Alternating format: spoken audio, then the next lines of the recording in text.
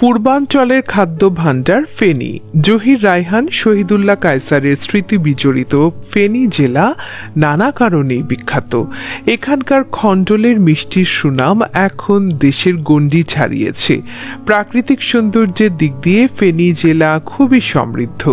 এখানে রয়েছে বিভিন্ন দর্শনীয় স্থান আর চমৎকার সব স্থাপনা।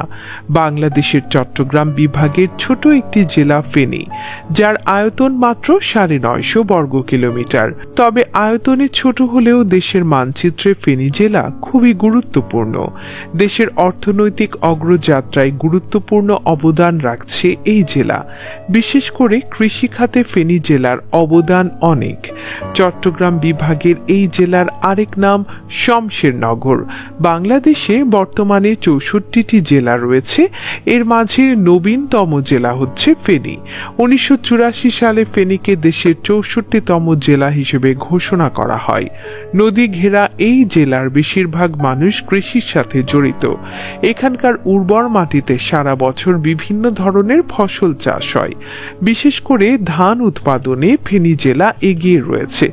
সরকারি হিসাব অনুযায়ী গত বছর এই জেলায় চাল উৎপাদিত হয়েছে 3,48,000 মেট্রিক টন, যার বাজার মূল্য 3,500 কোটি টাকার বেশি। বিভিন্ন ধরনের ডাল এবং তেলবীজ উৎপাদনে দেশের অন্যতম শীর্ষে রয়েছে ফেনী জেলা। এই অঞ্চলে বিপুল পরিমাণ জমিতে মটর, খেসারি, মসুর ডাল এবং সরিষা, সূর্যমুখী ইত্যাদি তেলবীজ চাষ হয়ে থাকে।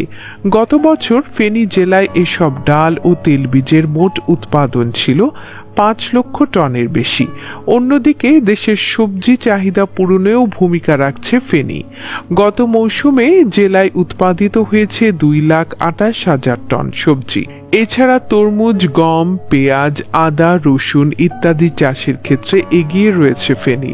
একটি জাতীয় টিভি চ্যানেলের পরিসংখ্যানে দেখা গেছে গত মৌসুমে ফেনী জেলায় উৎপাদিত ফসলের মূল্য ছিল 5,000 কোটি টাকার বেশি, যা ফেনীর মতো ছোট জেলার জন্য রেকর্ড সাফল্য।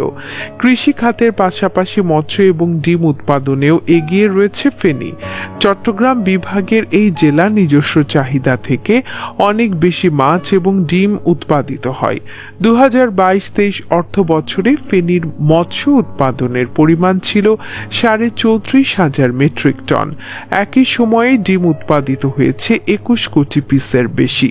দেশে বর্তমানে ডিমের সংকট চলছে, অথচ ফেনী জেলা নিজেদের চাহিদা থেকে 4 কোটি ডিম বেশি উৎপাদন করেছে। ঐতিহ্যবাহী ফেনী জেলা নানা কারণে বিখ্যাত। বিশেষ করে এখানকার খণ্ডলের মিষ্টির অনেক সুনাম রয়েছে। খণ্ডলের মিষ্টি মূলত এক ধরনের রসগোল্লা। খাঁটি দুধের ছানা থেকে তৈরি এই মিষ্টান্ন ভীষণ জনপ্রিয়। ফেনী জেলায় খণ্ডলের মিষ্টি নামে অনেক দোকান রয়েছে, যদিও আসল খণ্ডলের মিষ্টি মাত্র 2টি দোকানে তৈরি হয়ে থাকে। ফেনী জেলার সন্তান বাংলাদেশের সাবেক প্রধানমন্ত্রী বেগম খালেদা জিয়া খণ্ডলের মিষ্টি ভীষণ পছন্দ করেন তিনি। ঐতিহ্যবাহী এই জেলায় জন্ম নিয়েছেন অসংখ্য খ্যাতিমান ব্যক্তিত্ব। 52 সালের ভাষা শহীদ সালাম ছিলেন ফেনীর সন্তান। এখানে জন্ম নিয়েছেন শহীদুল্লাহ কায়সার এবং জহির রায়হানের মতো শহীদ বুদ্ধিজীবী। ঢাকা বিশ্ববিদ্যালয়ের প্রথম বাঙালি উপাচার্য AF রহমান ছিলেন ফেনী জেলার সন্তান।